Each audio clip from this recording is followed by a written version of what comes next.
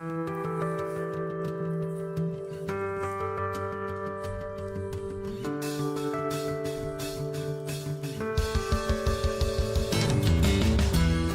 good morning, Hoosier fans, and welcome to another victorious edition of Hoosier Morning After. This is Hoosier Morning After, a good old catch-up edition. We haven't seen you in a while. We've missed a few games as life tends to get in the way of trying to do these the morning after every game. It gets a little tough for both of us to catch up together and find you, but here we are this morning, and let's get caught up on some of the games we've missed. Indiana now sitting at 4-0 on the season.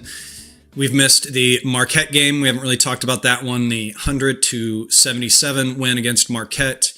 The 101-70 win against Milwaukee. And then last night's game, first kind of letdown to a degree of the season, the 69-61 win against Incarnate Word. The Milwaukee and the Marquette games really got IU going, got us really excited for this season, excited for what this team can be, the shot making, all of that situations.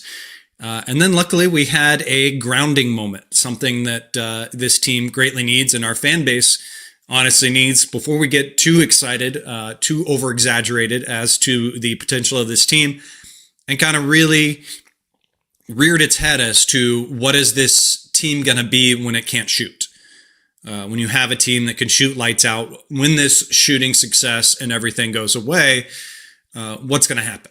What are we going to do? And it was really talking about defense was going to be the thing that would have to kind of step up in those situations. And even though the shots continue to not go down for this team, there was some times where defense kind of kept IU in it. And we were able to go on a run during that first half, going up to a 16-point lead into half. And then while contesting a lot of their shots and giving them some problems, it was really kind of the second half at about the 10-minute mark or so when Indiana started to relax. You saw Incarnate Word starting to make some of those contested shots, that they started to bring the game back into single digits. You saw it get down to 6 at some points, and it was the last kind of 4 minutes of the game. Tucker started to hit some of his shots.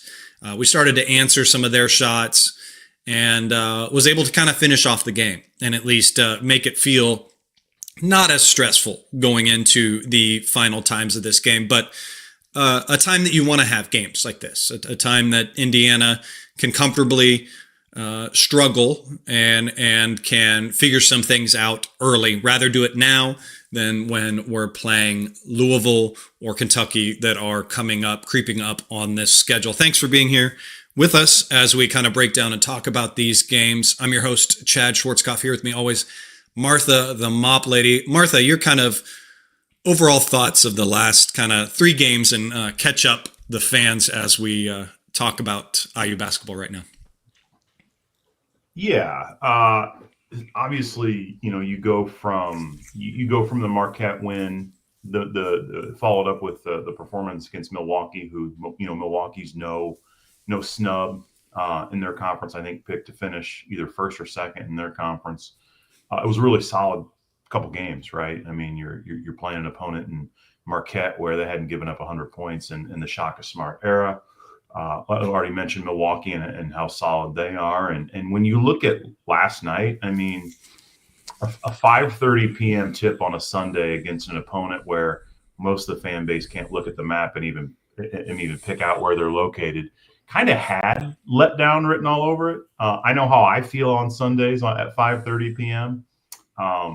It's certainly no excuse, but it's also, I assume the vibe inside of Assembly Hall wasn't the atmosphere that it's going to be later in the season. So I'm sure it probably felt pretty stoic, pretty one of those things where the crowd probably wasn't into it, the place probably wasn't full. And again, that's no excuse, but I think last night's going to kind of be an outlier. There's going to be nights, and we'll dig into the stats here moving forward. There's going to be nights when shots don't fall. Right. And how's the team going to respond? And I think that's what you saw. And I think the first 2 games of this 3-game span leading up to the game is probably going to be kind of the the average of what we see from this team. So really, when you look at the three games as a whole, a win's a win, and we're 3-0, two really, really solid wins, a little bit of a letdown, four really solid wins, a little bit of a letdown last night. But again, shots aren't going to fall. You've got to find a way to win. Indiana did that. It was ugly. It wasn't pretty, but you're going to have those. We've had a lot of those over the last handful of years. And occasionally when you've got a team that shoots like we do, you're going to have games like that. Yeah. And it's really like we've talked about on this program, the exhibition games that Indiana had, and they struggled and battled back from those. It's about tape. When you have teams and a new coaching staff and new players together, and from what all it sounds like, this is a team and a lot of players that love the film room and love to sit down and look through things. And this is another one of those games where you get some good tape on this team, and you kind of sit down and you can look back and figure out where things were lacking, what was happening. Were the shots just not going down? Where did we miss on our defensive assignments towards the end of the game? There were some times where help was a little bit too strong and guys got a little bit more open looks than they should have. And there was just times as well where a few of those players just got hot on Incarnate Word and were able to knock down shots. But it is really in games like this where you want the defense to be able to step up. And overall, again, overarching, if you look at this game, I think the defense did kind of step into that gap. They held Incarnate Word to 0.953 points per possession. So, I mean, that's pretty darn good. In the first half, when IU was lacking in some of the rebounding, and we'll talk about that in a bit, but IU ratcheted up their defense to kind of help cover up for that. And they held them to 20% from the field and just 25 from three. In the second half, they did start to hit some of those contested shots. Incarnate Word did, but it was really kind of on IU's overhelping. But and then equally so, I will say, in the first half, and I think maybe we got one in the second half, there were a few times where Indiana really locked in on that ball pressure from the guard standpoint, and we got a few shot clock violations as well. So I think the defense did step up to help this situation a little bit better in this game. You have any thoughts on how well the defense was able to handle the lack of shooting? Yeah, I thought specifically in the first half, right, when shots weren't falling. And then there was even, I think, up until the 12-minute mark in the second half, I think we had a lead of 20. And I think that's when kind of Incarnate Word went on their little run to kind of finish off the game and started hitting some shots. But I thought for 3/4 of the game, the defense was really, really solid. And I think that's important moving forward because there's games, I think, when we shoot like we did last night, and with last night kind of being the exception, but once you get into, after the holidays, into the Big Ten season, there are going to be nights like last night where Assembly Hall will will you to a win, right? You're not shooting. They're going to pick the team up. There's going to be a better atmosphere inside Assembly Hall. Last night wasn't that night for all the reasons we've already mentioned, but when you translate that to road performances, the defense is going to have to put an entire game together if we shoot like we did last night. And I think they'll learn to. We're 4 games in, but it was good to see while the shots weren't falling for a big chunk of the game. And for everything we heard about our opponent, the one thing we heard is that there's going to be a lot of points scored. So I thought that was encouraging to see for 3/4 of the game. The defense really lock in, and you just want to see it for that entirety of the game, especially as we move forward. Yeah, something we've seen that's been a little bit of an issue for this team in these 3 games really reared its head at the beginning of this past game against Incarnate Word, and something that obviously is going to be a concern for this team throughout the year is going to be the rebounding. It was really bad to start this game where Incarnate Word got a few, I think they had about 4 or 5 offensive rebounds right off the tap and really got some second chance opportunities that IU should not be allowing these other teams. But I think you could really see where the staff made adjustments and really brought that to the players' attention. You could tell box outs were a little bit better. And the really impressive thing when you look at the stat sheet is the guard rebounding. You had Enright and Connerway each with 6 rebounds. And then equally so, as they are great energy guys off the bench and everything, you had Alexis and Trent both with 8 rebounds as well. Those are your 4 leading rebounders for this team. So those real effort players if you kind of think about who are the hustle players, who are the effort guys on this team, I think you quickly become you come to those four guys as way up there. So it was good to see those guys adjust and really bring the rebounding. Your thoughts on kind of those adjustments and maybe those players?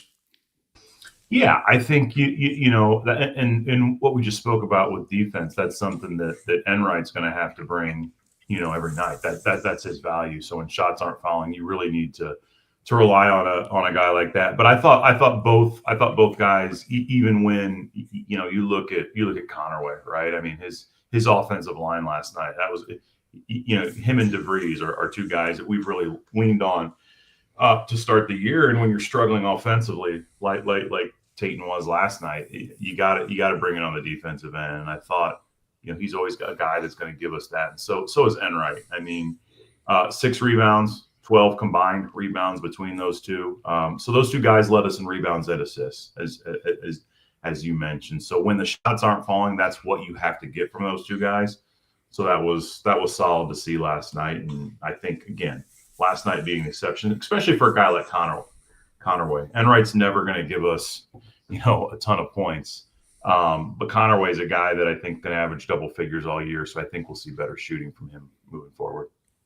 Yeah, and what a great world we are in to be able to talk about 2 point guards, 2 true point guards, doing these extra little things for a team, something that we obviously were starving for in the recent past. I think getting down and talking about individual players, I think a lot of players struggled where we haven't seen them struggle. But again, one player that continues to just surprise me, and I'm quickly becoming a full sign-on of his fan base, is Trent Sicily. I think throughout these 3 games, he was able to show some great playmaking ability, just a great kid to come off the bench, made some more threes than I have expected him to make this year as well. But he's just kind of that great punch. And while he still does have a few of those freshman moments, I think he's just really locked in when he's out there in the game. And there was a really good inbound play as well that led to him having a dunk where Indiana had it on the end line. This was in the first half. I retweeted the video of this, and IU tries that usual back screen with Alexis rolling for a little lob pass. While that wasn't there and the defense of Incarnate Word was paying attention to that, there was another back screen from, I think, Connerway on the back of Trent Sicily's man up at the point, and he was able to make that little backdoor cut, and there was that dunk for him. So love the play that he does. Love how he locks in. Obviously, against bigger opponents, he may struggle, and some of those more of those freshman moments may come out. But really loving what Sicily has. What's your love like for Trent Sicily? Well, I go back kind of thinking what we might get from him to start the year. And you know, I figured if we can get, you know, a good 10, 15 minutes out of him a game, you know, maybe averaging 5 to 8 points or something like that, you know, that would be good for a freshman, right? We're not in a day and age, especially with all of the experience and seniors that we brought in and experience from other Division I levels. And I thought this would kind of be a year where we could let Sicily get his feet wet a little bit, but you know, for him to be playing over 20 minutes a game, he's averaging double figures, 10 points. You look at the game he had against Marquette. He's kind of been my surprise guy of the year. And I think it's huge too, because again, for all the reasons that, you know, everything I just mentioned in terms of like all the guys we brought in, we're going to be losing a lot of guys at the end of the year. And to be able to bring a guy back and get Trent Sicily this experience this year, I think it's going to help with recruiting. I think it's obviously going to help with, you know, continuation in terms of roster turnover and all that stuff. So it's huge. It's huge. And you know, I think one thing that Trent brings is a little bit of size. When shots aren't falling, I think our lack of size can be exposed. And to have a guy like Trent Sicily to lean on as a freshman, I think is a nice surprise. And I think it's pretty significant. And his play's been outstanding here to start the year. Yeah, and it's maybe said too much, but he is also one of those kind of culture setters. As you said, we continue to have him multiple years, and exactly what a coaching staff wants. And IU had to do what you often have to do in this kind of world is get a roster together quickly, and you're going to lean towards experience to have that success quickly and early. And it's so great to be able to have that player that kind of brings some continuity into the next couple of years, and great to have him for those years. And just such a versatile player that he can be. You mentioned him being your surprise of the year so far, and my surprise easily has been Sam Alexis. I think just because of he was on a Florida team that was so heralded, and I think he was kind of buried in a roster a little bit more than he maybe should have been or would have been on any other team.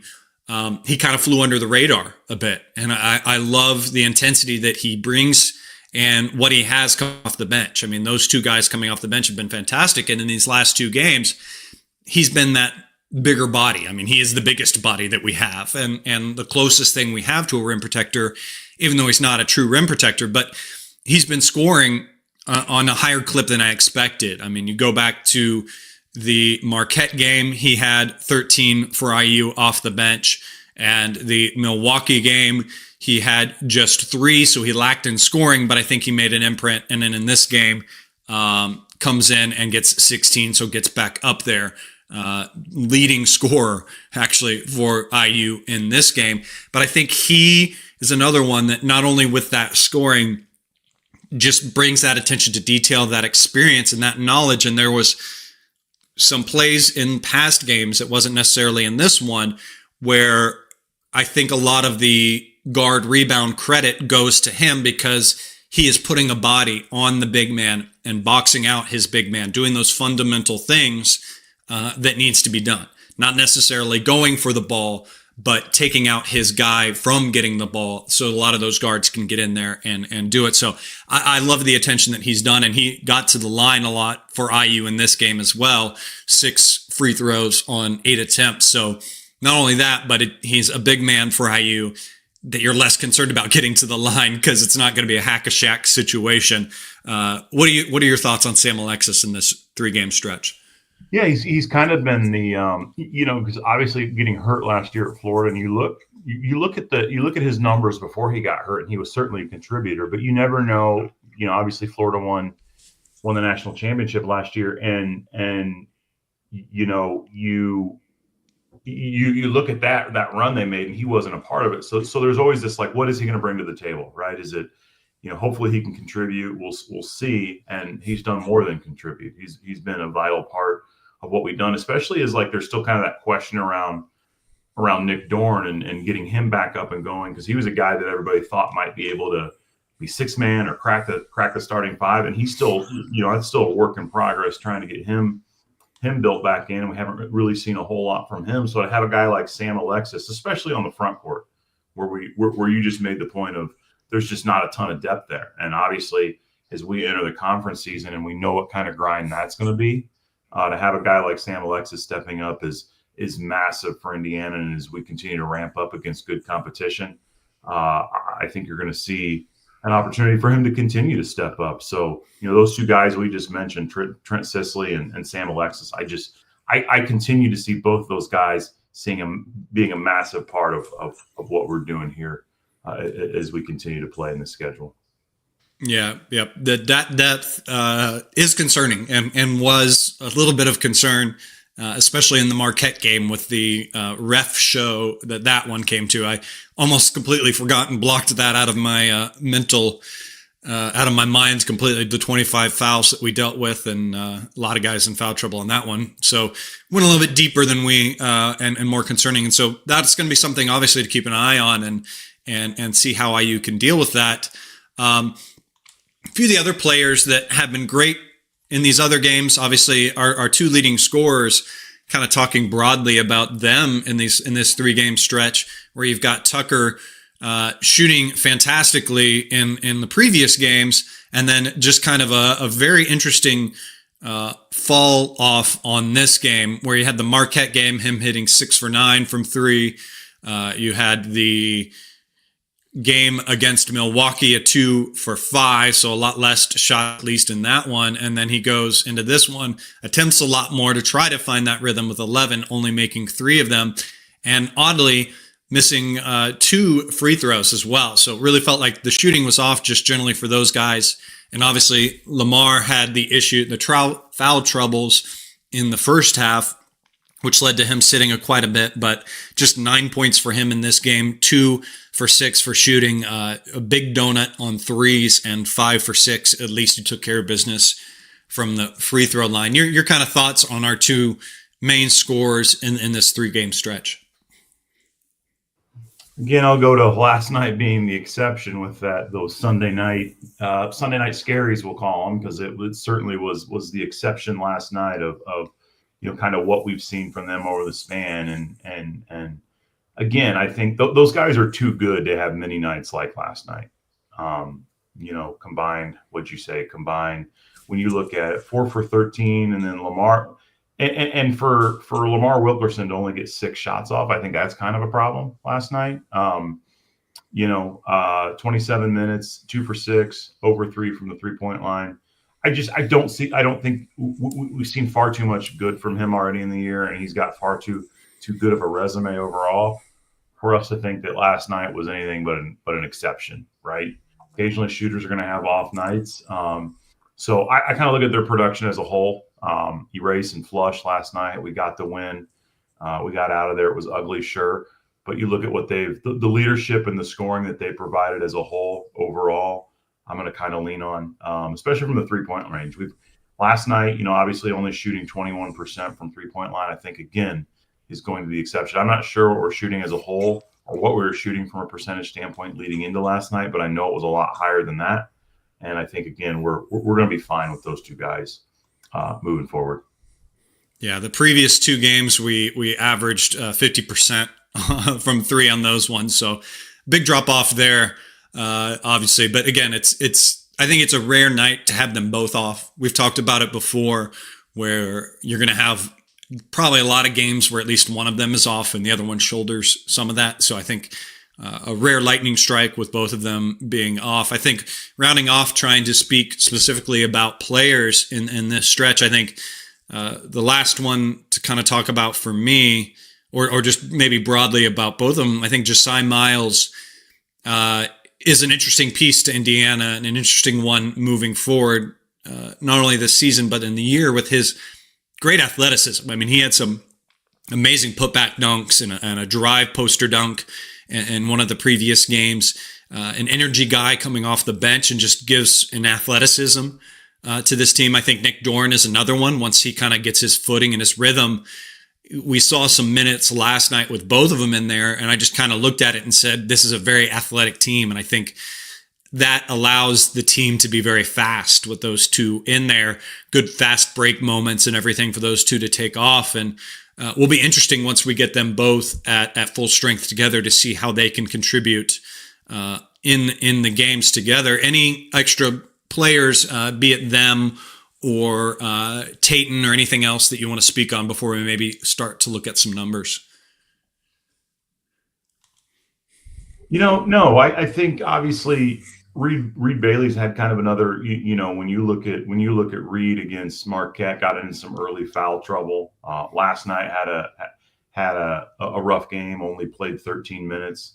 I think we're going to see, I think he's too good to have a couple games like that. Obviously the foul trouble, I mean, the Marquette game, we didn't talk a whole lot about, but the whistles to start that game, I mean, that was a tough watch. I'm like, if we have to watch college basketball, and I know they have I forget what they call it, but there's calls they need to focus on, right, or give extra attention to. I spare me, man, because that they made that a really, really tough watch. And I'm like, every time down the court, there's a whistle, and there's just no flow to the game. It was tough to get any sort of rhythm. But I think, I think Reed Bailey is going to get into a rhythm here a little bit more as we get into this season. I think, obviously he was 3 for 4 from the field last night. So 7 points. I just think we're going to get a little bit more out of him as we move forward. So nothing else to add on the other guys. My hope is that we can get Nick Dorn, just from everything I've heard from him. Right, he's only playing a couple minutes a game, and I assume maybe part of that's getting him back into shape or game shape and all that. So hopefully he can be a guy that can be a depth piece for us as well. So we've got some opponents here over the next couple of weeks that there might be an opportunity to continue to get him some extended minutes. Yeah, he's reportedly as well. He's about a 40% 3-point shooter, at least all reports, very close to it, just under. So yeah, that's another piece that if some guys aren't hitting, maybe he can hit. So it'll be interesting to see. The reffing thing, it just kind of feels like the refs were in a Zoom meeting before the season start, and that slide comes up about hand checks or whatever it is. That really felt kind of like what it was. And you kind of feel like there are those moments each year where the first couple of games are called so much tighter. And there's like a point of emphasis, as they always kind of say. The announcers will say, there's a point of emphasis on hand checks this year, or it's been the move screens in the past. And obviously high knees and the guys that we had on that officiating crew just kind of took it a little overboard, and yeah, it was quite the slog. But good point made as well by Tom Crean in that game to talk about that it is important to get the refs in practices and figuring out that stuff. And actually, that's a good point to bring up as well, that I want you to comment. That was fantastic. That was a beautiful surprise to have Tom Crean back calling the game, and he was amazing. Tom was fantastic. I haven't watched any games with Tom doing the color commentating during the game, but great insights, great impartial to either teams. Obviously, being a coach for both teams, didn't make it weird for the fact that he used to coach at Indiana. I think there's been enough time, but I want more of him. I'd love for him to come to Assembly Hall and call a game. I think everyone would receive him really well. You had to have loved having Tom Crean back calling games. Oh, absolutely. I mean, I think he's found his niche, obviously, and that's no poke at anything that he did from a coaching standpoint. I think he did some great things there as well, and that was the perfect setting. And I thought it was odd that it took like something happening for him to have to call that game. I think somebody got sick or somebody couldn't make the game or something. And he was a fill-in, but that should have been his game from the get-go. It's kind of the Tom Crean Bowl, if you will. But yeah, I think he does great. I love, he's a great follow on X as well. Just some of his, he's always been, especially as the years have passed, he's always been, I think, very, very good with the IU fans and very respectful of his time there. And I think it's well past time to bring him back as well.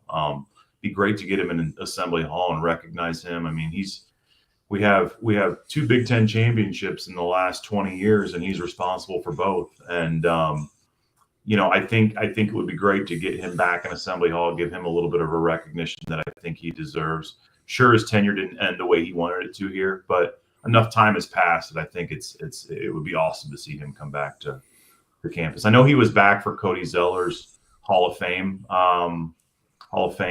reception here this past fall. I think he's been to campus a couple times, but I think it would be great to get him back. And maybe even a guest on your show, Chad. I know you've had some conversations. Maybe you can get him on here and see if he'll co-host with us. That's a great point. So I'm going to clip this and I'm going to tag you, Tom Crean, and we want you on this show. We want you in Assembly Hall overall. We want you to come back to us. The fans, we love your insight. We love the way you dive in. I mean, the fact, like you said, that there was whoever was going to call the game, I think they called it a travel issue, could not make it to the game. And last minute, Tom had to step in and he looked well prepared, stepping in last minute and everything like that. So, Tom, we want more of you, buddy. We love you as a coach. We love you even more now out there doing the good work, being a great impartial color guy on all of these games. It's fantastic to see. Let's get you on this show as well. Let's have some fun. Hoosier Nation loves you, buddy. Let's get you. So there you go. There's that pitch. Let's get Tom. Hashtag Tom on Hoosier Morning After. Anyways, getting into some numbers and everything now. And I think one of my favorite numbers that I keep looking at in all of these games is the assist to made baskets. And in this game, despite obviously not hitting a lot of shots, the shots that Indiana was hitting were made a lot off of assists. I mean, in this game, we had 18 assists to 23 made baskets. Dropping back to the Milwaukee game, it was 23 assists on 34 made baskets. And then the game previous to that, the Marquette game, it was 27 assists on 33 made baskets. That's really kind of becoming the hallmark of this team, just the unselfishness. And we've heard it in press conference meetings of this team as well, where the players talk about that unselfishness, and there's a desire to win and just succeed. And you could have seen that easily in this game, and that assist to made basket ratio could have changed when IU was struggling, when the baskets weren't dropping. You could easily have seen guys get a little greedy and want to make plays on their own. But IU stuck with the team mentality. While it didn't look as good as it has been in past games with the flow and the screening and the back cuts, at least that assist to turnover ratio looked a lot better in this game. What kind of stats are you looking at either in this game or just overall in these last three? Well, I think you mentioned we've talked a lot about like just the 3-point percentage and it being, 21% last night and 50% leading up to the game. I think you'll see that level out as we move forward. I think free throw shooting also has been tremendous to start the season. I think moving forward here, I know we've got Louisville in a couple weeks. I think there's one more game in there to circle as well. When is Kentucky? That's coming up as well. I'm gonna continue to pay attention to our rebounding numbers. We out rebounded our opponent last night 42 to 29. We out rebounded Milwaukee 35 to 31. And then let's see, against Marquette, 39 and 34. So we continue to kind of win the rebounding battles. And when we talk about our lack of front court depth, that's encouraging to see. So continuing to kind of monitor rebounds, offensive rebounds, things like that. Two areas where we've outdone our opponent. And we talk about front court depth, like I said. So it's good to see us win those battles. I think we'll have to continue to win some of those battles to be in a spot to win. So those are some of the stats I have circled. Yeah. Those games, those tough games, like you said, that are coming up. December 6th is the Louisville game, and then that's a Saturday, and then that following Saturday, the 13th, is the Kentucky game. Sandwiched between there is Penn State. So obviously that's a tougher 3-game stretch for Indiana, and obviously when we'll have to kind of narrow some things down and everything. Some other interesting kind of at least stats overall to look at. IU has done very well against the spread and taking care of things. Something that we have argued about in the past when you kind of look at a lot of the deeper analytics, when you're kind of looking at Ken Pom, is you do yourself a favor in a lot of these early season games by beating teams the way you are predicted to beat them, and if not better. And the Marquette game and the Milwaukee game helped Indiana in that situation. I think leading into this season, we were about 30 or so on Ken Pom. You plug in that Marquette game and the Milwaukee game, which IU beat them past the analytics or past where the computers thought Indiana would win, and that jumped Indiana as high as 16.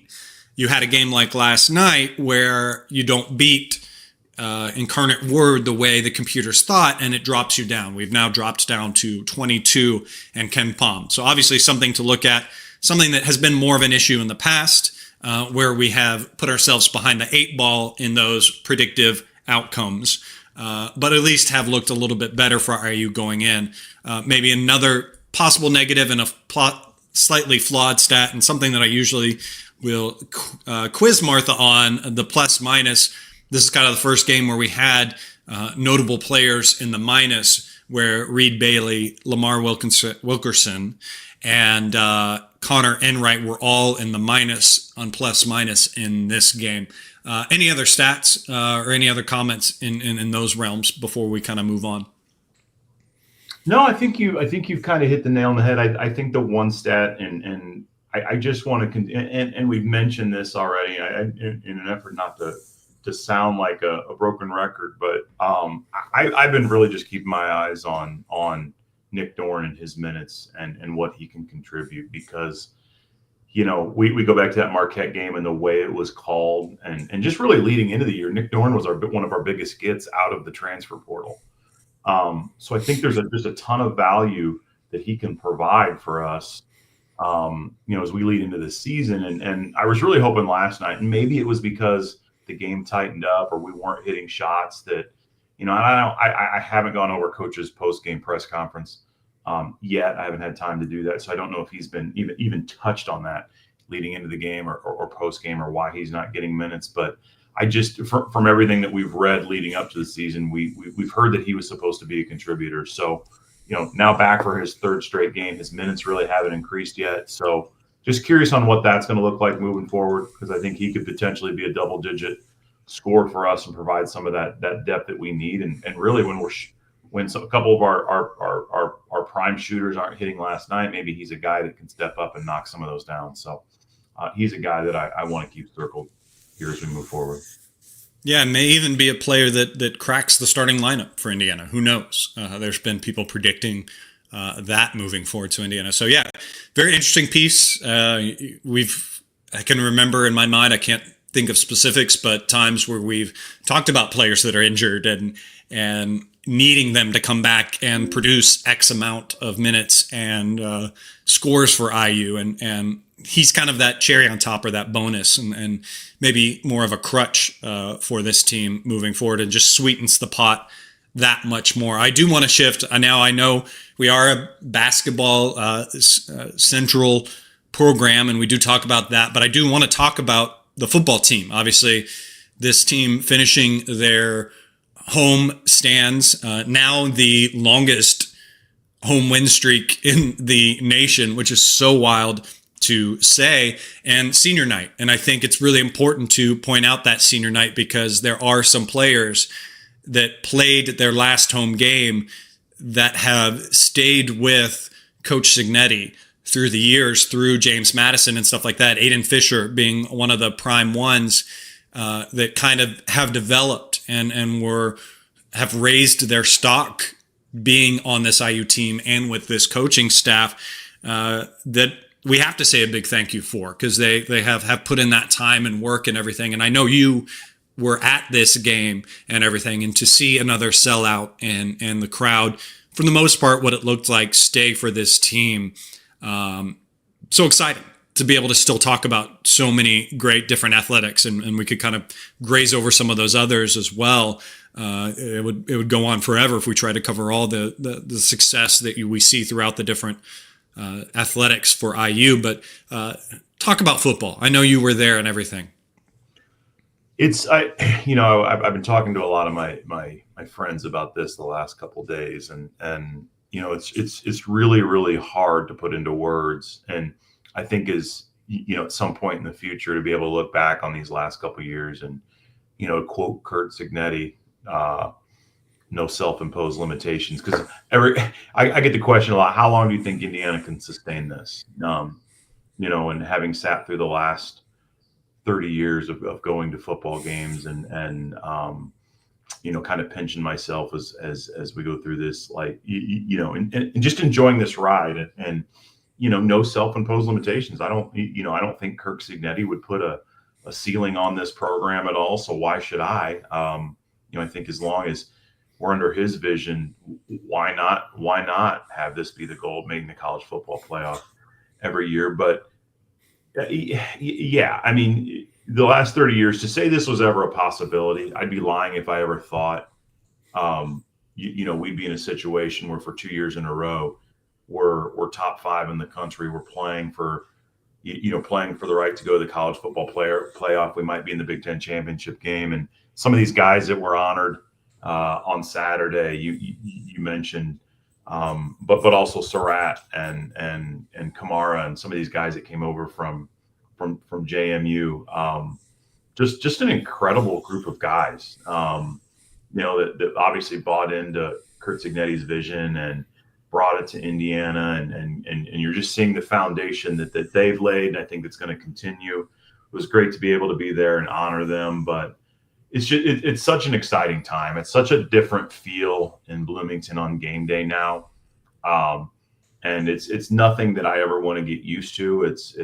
I mean, I do want to get used to, but I don't want it to ever feel like it's old. I don't want it to be, I want to have a sense of appreciation for it, if that makes sense, because having lived through the past and I used to have to beg people to go with me to IU games, and now I get people asking, too many people asking to go with me to IU games. So it's a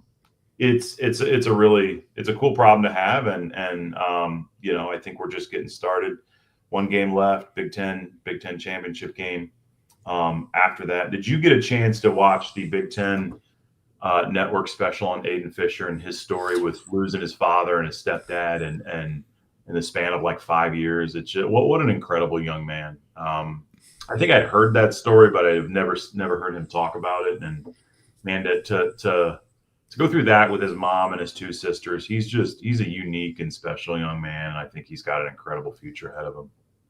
Yeah, Signetti's able to find, and his staff and whoever recruits for him are able to find not only good players, but they're able to analyze and find these guys that are just high character guys and have been through so much. You see that in the Fernando stories that you've seen, and like you just mentioned, the Aiden Fisher story. Just amazing character guys and great development. And as you mentioned, and I think it's that pessimistic Hoosier fan. You kind of are always waiting for the other shoe to drop in that situation, and it always could. And that was kind of the discussion last year, was going into this year that we hit lightning in a bottle, and that may not happen again. Well, lightning struck twice, guys. Now I'm even more scared as to when lightning will strike again, and it may not. It may be slight letdown, and that's going to be the real test of this fandom, is to not abandon it when there might be a year that struggles or injuries or something happen that derail the upward swing that we have seen, and just to know that. If it does swing down, it can swing back up again. So that's an exciting thing. And then overall, just to overarch that to all the other sports. I just watched volleyball's game yesterday before the basketball team played.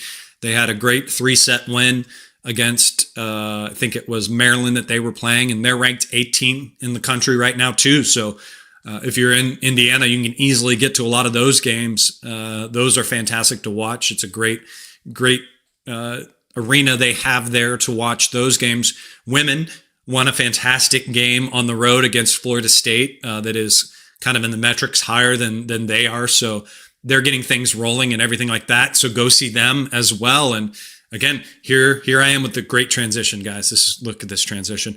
If you want to go to those games, you can figure out a way to go.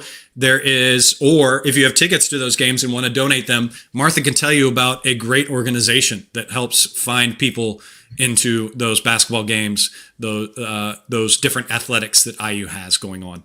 Tell them about it. That was a professional transition. Come on now. Well done.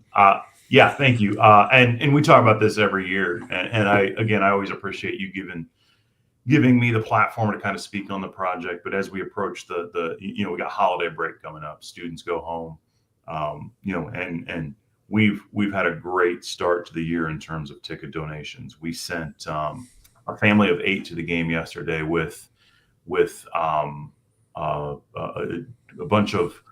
So it was a brother, a pair of brothers. One brother was fighting cancer, and 6 of their sons were along with them yesterday. So to be able to experience that as a family, and be able to send folks like that to games, and you never know the impact that has. But it's been an incredible start to the basketball season where we've received a lot of ticket donations, but we don't want it to slow down either with the momentum of the team and the holiday break coming up with the students off campus. It's a great time to get folks to Assembly Hall. So if you've got tickets, can't use them, go to our website, HoosierTicketProject.com. .org/donate, and it will walk you through the donation process. Whether you've got tickets or want to make a monetary donation, it will walk you through either process to do so. But we appreciate any support, and again, it's been an incredible start to the season. We couldn't do it without Hoosier Nation. So all the thanks in the world to those folks.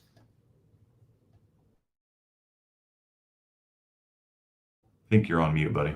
I was. Such a great organization, such a great chance to get those seats filled with people that are excited about it. Again, if you have tickets you aren't able to use, if you have the financial means not to have to sell those tickets, please think about HoosierTicketProject.org. A great place to use those unused tickets. All right, wrap it up for me and for this show. Your thoughts on this game, or at least the 3 games catching us up on this show. Kind of flush last night, right? There was a lot of momentum, a lot of excitement leading up to last night. And it's not like we lost, right? I mean, it was just a bad shooting performance. It was ugly. I think everybody's like, oh, it should kind of channel our excitement a little bit. Maybe I think there should be, those teams not going to go undefeated. So take the highs with the lows. We've got a good opponent coming to town here at the end of the week in Kansas State, a good opportunity to get a nice solid win. Got Lindenwood in between. But a nice 4-0 start to the year. You look at us still, Maryland was in a dogfight with Marquette over the weekend. And you look at what we were able to do to Marquette. So again, I think this team, and look where we're at KenPom, I think that's right around where this team should be. But again, I'm going to quote Kurt Cignetti again, same quote, no self-imposed limitations for this team. When you've got an offense that can score like this on any given night, I think you can beat anybody. But when situations like last night happen, that defense has to crank in. And I think that it will continue to get better. And I'm really excited about what this team can accomplish this year. There's going to be some bumps. There always are. It's not, the line to successful programs, not always straight. There's going to be, some side steps and things like that. But I think the foundation that Coach DeVries is laying is solid. And I'm excited about the opportunities that lie here coming up in the next couple of weeks. Yeah, something that's been great to see over this 3-game stretch. There have some ups and downs that have happened. And I hate that I have to always say this disclaimer, but this is not meaning to be a bash on past coaching staffs of this team. But one thing that I do take away during this stretch was that we have a great coaching staff that can find adjustments and can figure out ways to get around issues that we have. Incarnate Word threw a lot of different defenses at IU, and IU was able to game plan out of those and got them to get away from the zone because we were able to figure out ways around it. And IU did struggle a little bit in the Milwaukee game, but they overcome that game as well, which I will note, Milwaukee is slated number 1 in their conference. Number 2 in that conference right now is Oakland, and Purdue struggled against them. So I'm just saying. Also, Marquette game, obviously that's one of those games we win well. The metrics look fantastic on it.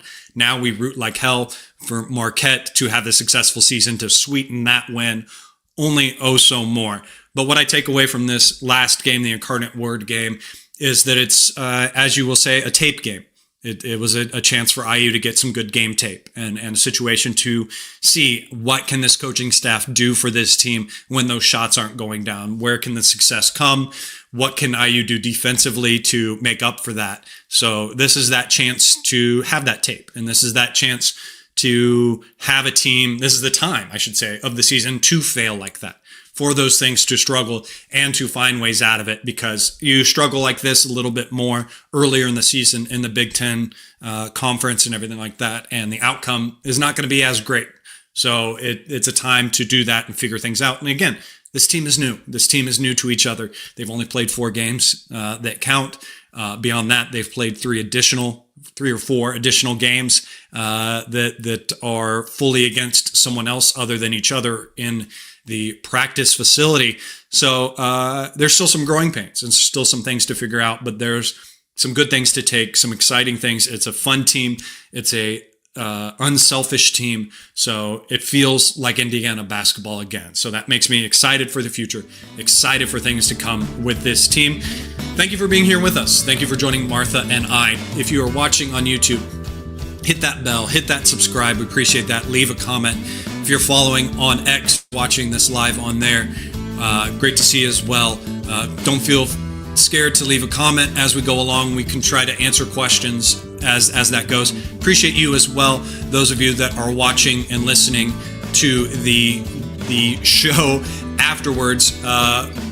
Please be with us after the next game and everything. Thursday night, IU plays at 6 p.m. on BTN against Lindenwood. We should be able to go live on Friday, so you can catch us then. Until then, guys, go out there, have yourselves a wonderful day. And as always, let's go Hoosiers.